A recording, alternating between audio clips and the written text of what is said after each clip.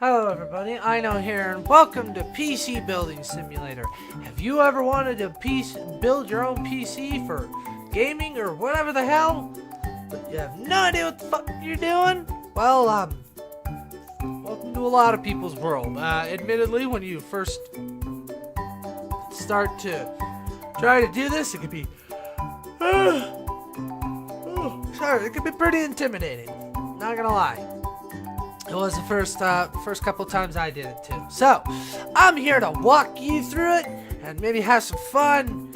Maybe you learn something. Maybe you laugh at me. Whatever. Here we are. I found this game on Itch.io and I figured, one off. Whatever. Anyway, so,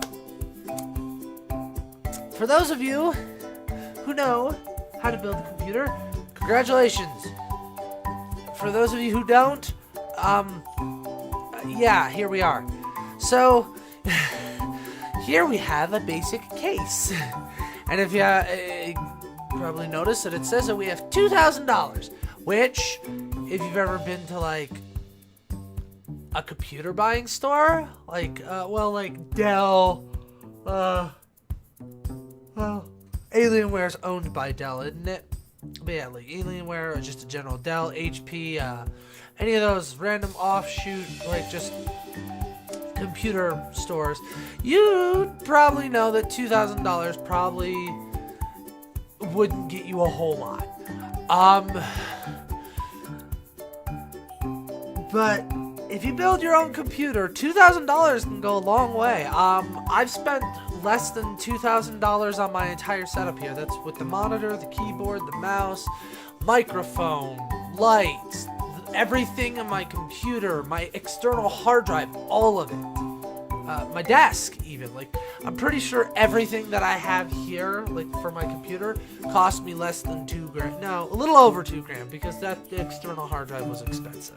But that's external hard drives, and that's not something we'll worry about here. But like, just the computer itself, and like the camera, the computer, like everything. Like if you took off the external hard drive, then the entire thing, desk and everything else included, cost me less than $2,000. Because when you're going to those computer stores, you're paying for a warranty and you're paying for labor.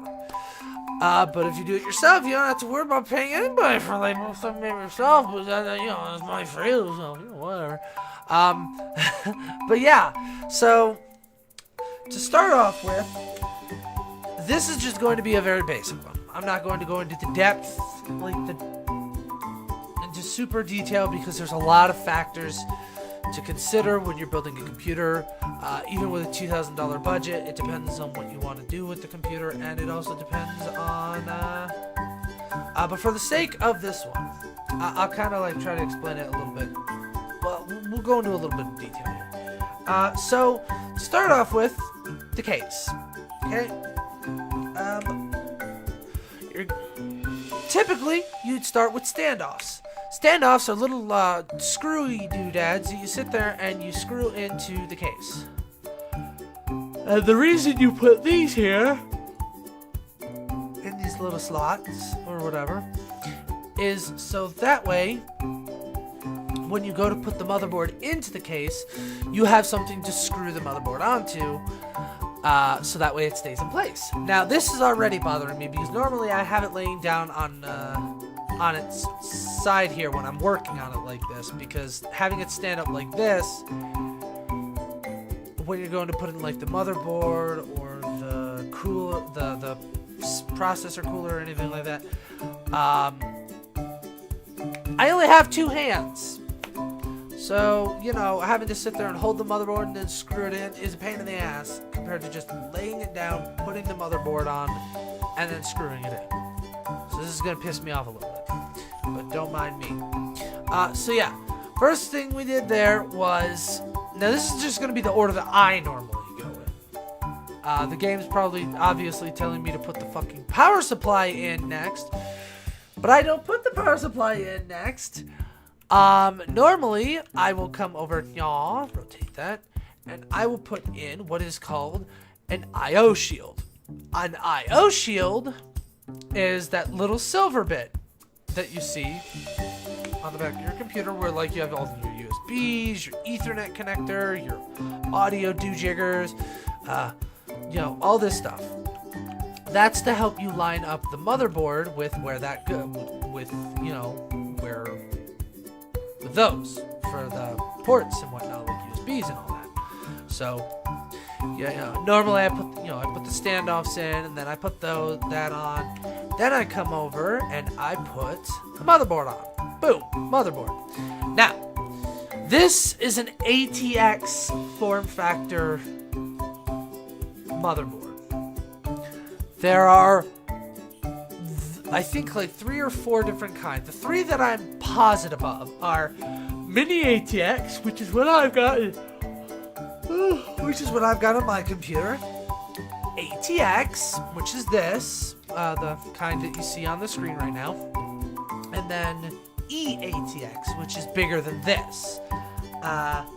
I've never, like, I don't know how much bigger than this because I've never actually seen one, but typically you'll be looking at either mini ATX or another, mini ATX slash, mini ATX and ATX, that's what it's called.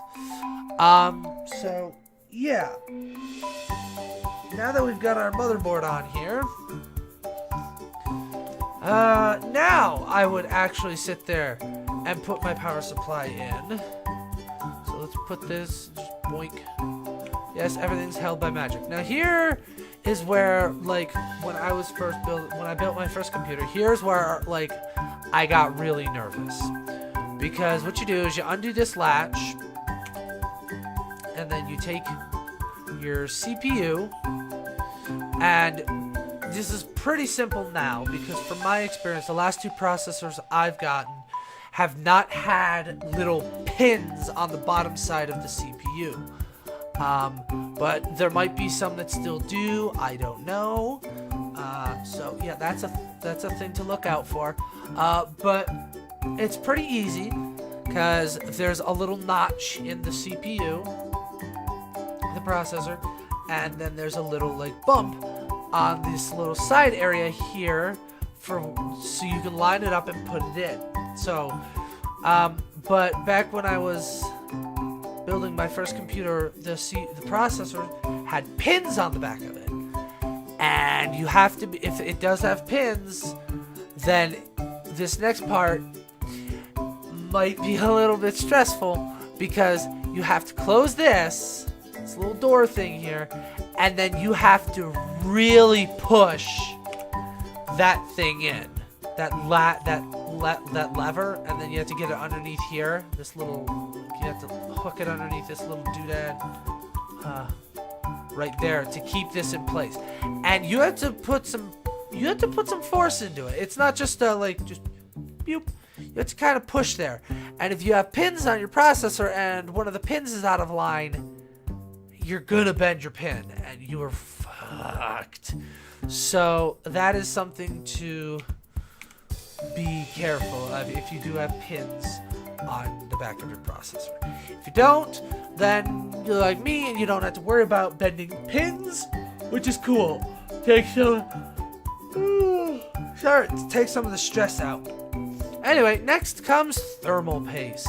What thermal paste is like a silverish type compound, like it's gray, whatnot, that you put on your processor. And then what you do is you take it's a stock cooler. Anyway, moving along, sorry. The cooler. The CPU cooler would go on top of that. And the thermal paste helps to take heat from the processor, and it puts it into the silver thing back there, the heat sink, and then the fan blows that out, so that way the processor stays cool. A hot processor is bad because it can burn out, which is bad because then it's dead. So having a good processor cooler is important, especially if you're planning on overclocking, which we're not going to talk about here because that would take a while. Anyway, This is driving me nuts because I don't use a stock processor, a stock cooler. They are terrible. I have like this big old like third-party one that's like this tall and this wide, like fucking this, like this thick and this wide. It's fucking crazy. So I need a pretty big case to fit all that. But it's got like 2 fans and it's fucking great. Anyway, this will do. This stock cooler will do for now because, you know, it's just showing you how to do it. But normally you'd sit there and you'd like, back of the motherboard and all that fun stuff. Which is also why I would have it on its side, not standing up like this. Next comes the GPU, which goes in these slots like right here with these little doodads.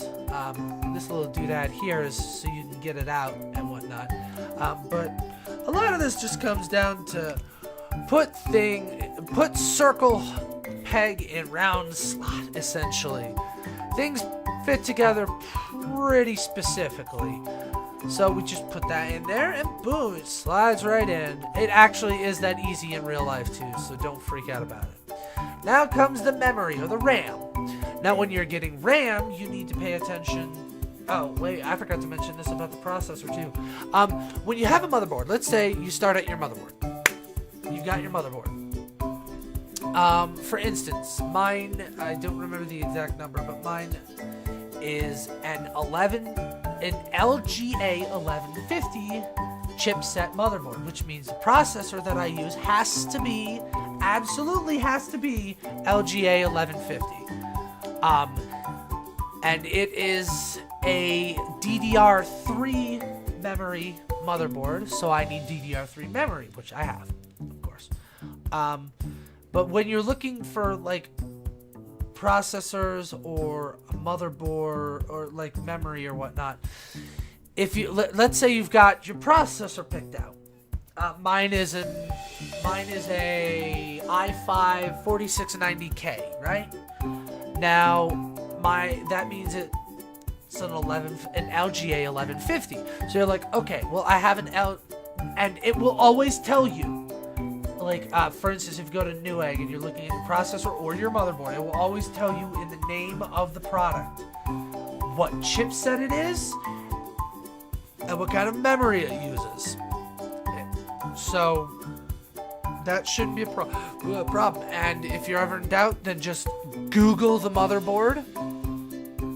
Or even better, I'll leave a link in the description down below for a website called PC Part Picker. It helps you test for compatibility for just about everything. It'll tell you if everything will fit in your case, if your processor will work with your motherboard, if your memory will work with your motherboard, your video card, and all this other stuff. So I'll leave a link down there. But like, if you were looking at a motherboard, you'd sit there and you'd be like, okay, what kind of memory does it use, or like what kind of processor does it use? So that's something to look at when you're looking to build your own computer. Sorry if that seemed kind of rambly, didn't make any sense. I apologize. I'll do better next time. Maybe. The point is, it should always be in the name, and if not, you can always find it in the description. And if you still can't find it, Google it. Just Google the motherboard, and you should be able to find out pretty quickly what it is. So moving on to the memory here, what you do is you open these little doojiggers here, and now and you take your memory. This again, there's a little notch in the memory stick where it goes in, and there's a little bump in the slot to go like circle peg into round hole. It fits together just fine. So it only goes in one way. But typically what I do is if I had a four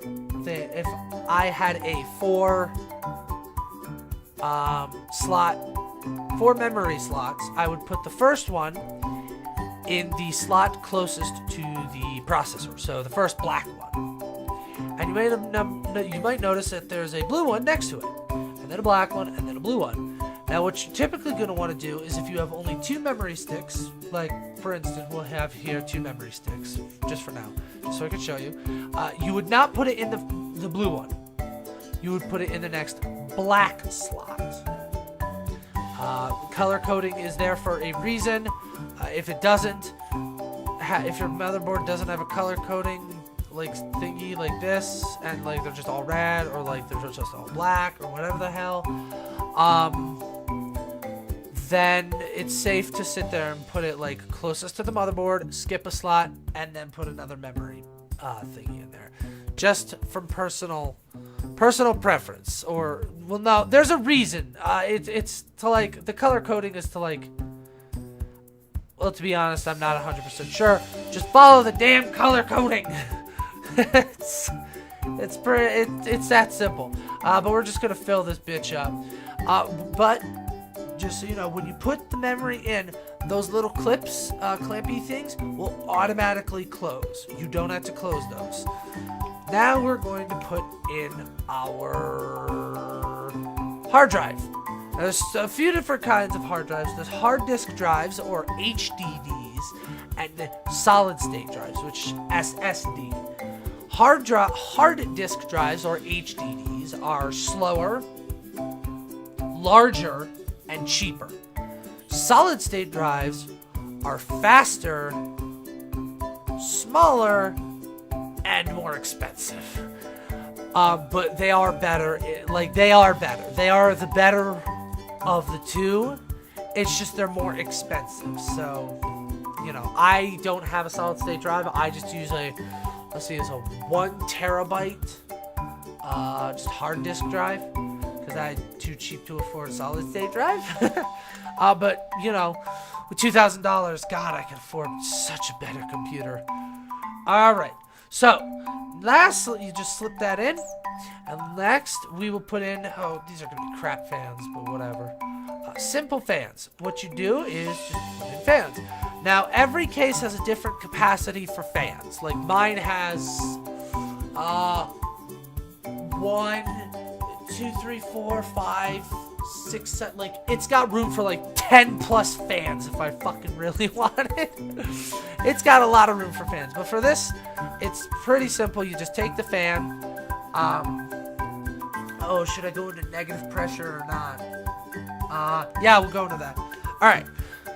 When you're building a computer, what you want to do is you want to make sure that when you're sitting there and you're like doing the fans, you want to make sure that there's not too much air coming in and not too much air going out.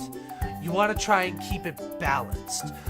For instance, you don't want to have all your fans blowing all the hot air out, because it sounds like a good idea, but then you're not getting any cooler air in. But vice versa, you don't want to have all your fans pulling air in, because then you're going to have all that air in there, and it's not going to be able to get out very easily. So you're going to end up with essentially negative pressure, or, you know, positive pressure. You want to kind of try to keep it neutral. So let's say, for instance, this one, let's say there's already a fan in the front there. Let's just say, for the sake of argument, right now, we would put one fan here facing outwards to blow hot air out if this one was pulling cool air in. And the way you the way you would tell how that works is typically the logo is, I believe the logo faces the logo on the fan, like the center of the fan, is where the air comes from. I'm not 100% sure. I'd have to be looking at the fan, but you want to try to make sure that you've got enough in air intake and, you know, air output, so that way you prevent negative pressure. So that way there's not too much there's not too much air in there, and all that stuff. So now we come to the trickiest of all the parts, and that is cabling. Now, this is obviously very simple. because it's not going to have me fuck around with any of these down here, which are, it's a beast in and of itself, because those are for things like your power switch and computer light, like your hard drive light for like the flashy light that you have by your power button, front like the power button lights, all sorts of stuff like that. But for now, it's just going to be very basic, and for starter's sake, we'll go with the biggest one, which is the 24 pin ATX, which provides power to the motherboard. Then we'd come over here to the hang on, brain's working on it, video card or GPU. Now this one requires 2, in case you didn't notice. There's the 8 pin, which provides power to cards installed in PCIe slots, usually high performance video graphics cards. But you can put like, for instance, like, well, no, these are just for video cards. These ones right here are just for video cards. But like normally you'd have like ones like this that are smaller and up front, and you can use those for sound cards, networking cards, capture cards, stuff like that. So I'm not 100% sure what these are for. I don't think I've ever used one, so forgive me for not knowing. But since this one requires a second one, you'd put a second one in. And since this one is a 6-pin connector goes into 6-pin thingamajig hole.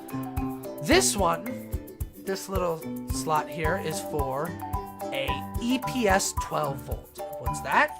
That is CPU power, the power for the processor. And then you have these little doodads right here, which are for fans. That's for that fan right there. And then this is for the, if it'll let me fucking click on it. Not that, the fan cable for the CPU, for the fan that's on top of the CPU cooler. And then we're going to put another fan down here. Nope, come on, simple fan. Alright, fine, we won't worry about that. But yeah, so that was, now we move on to the back for our hard drive. And this one would require a SATA, just a regular, which it connects the hard drive to the motherboard. So let me see if I can rotate this a little bit more. In case you can't see it, this comes over down through here and over to one of these little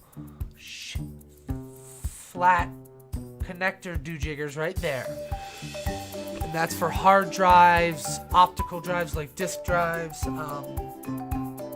Let's see. It's also for, like, for instance, the fans we connected to the motherboard. I don't have to connect them to the motherboard for my computer because I have a separate, like, manually controlled fan controller, so I can like turn it up, turn the fan speed up or down or whatever the hell. So I don't need to worry about that. But like stuff like that. And then SATA power goes there to power the dang thing. So we finished building it, but we're gonna put on a few bells and whistles here, just for funsies. For instance, we are going to come over here and we're gonna put another fan right here. Oh no, wait. I just realized I'm still in cabling mode. Put the fan there. Go back to cabling and then put it right there. Fan cable.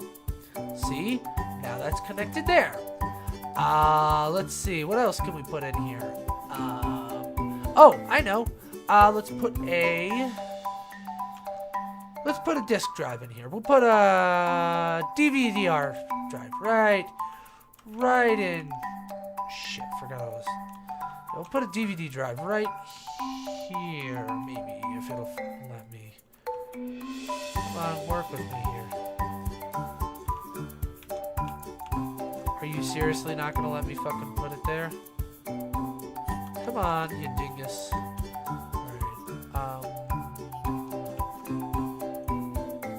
Alright, if it's not gonna let, well, let's see, drive covers. Drive cover. And then, come on. Why Why will you not let me put that there? That's where that goes. I'm not lying. That's where mine is. All right. Well, apparently that's like stupid or bust or something. So we'll just put the drive cover there. Keep stuff neat in here. Then we put the back panel right there, and then the side panel right here. And in case you didn't notice, there's room for fans there. Can we put a fan there? No? No. Okay, so yeah, here we go. We have our computer with no fucking disk drive because it won't let me. But yeah, so it's pretty easy to put a computer together. It's not like super difficult. It literally just boils down to, for the most part, admittedly, there are some things that are different, but for the most part, it's just put circle peg in circle hole. Basically. So hopefully you guys enjoyed this video or found it helpful or something. Again, I will leave a link down below for the PC part picker website. That'll help you find compatibility. Like if you're planning on building a computer, it'll help you plan it out a bit better. Because it tests for compatibility amongst the parts and all that fun stuff. So, if you did, go ahead and leave a comment down below for anything else you'd like to see me play, do, or draw. General comments, questions, feedback, criticism, any of that stuff. It's all welcome. It can be super helpful. Anyway, thanks again for watching, and I'll see all you guys in the next video. Later.